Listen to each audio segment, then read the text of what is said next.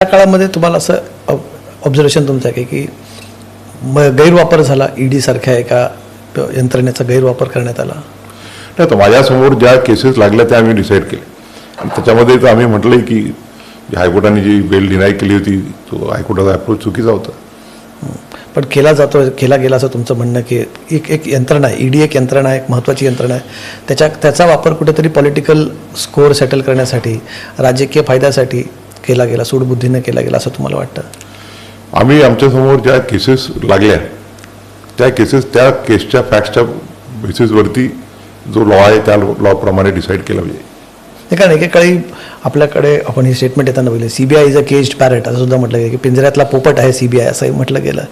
आता कुठेतरी तसे फर्म स्टेटमेंट्स यायला हवेत न्यायव्यवस्था, कारण शेवटी कान उपटण्याचं काम कोण करणार तर न्यायव्यवस्था. कारण लोकांसाठी, जनतेसाठी सगळ्यात शेवटचा कुठला जर आधार असतो तर ती न्यायव्यवस्था असते, न्यायाची अपेक्षा ही असेल आणि तुम्ही तर त्या सर्वोच्च संस्थेवरती तिथे आहात. त्यामुळे त्या दृष्टीने आता न्यायव्यवस्थेने याच्यामध्ये एक कुठेतरी फर्म भूमिका घेणं गरजेचं असं तुम्हाला वाटतं का, त्या व्यवस्थेचा एक भाग म्हणून?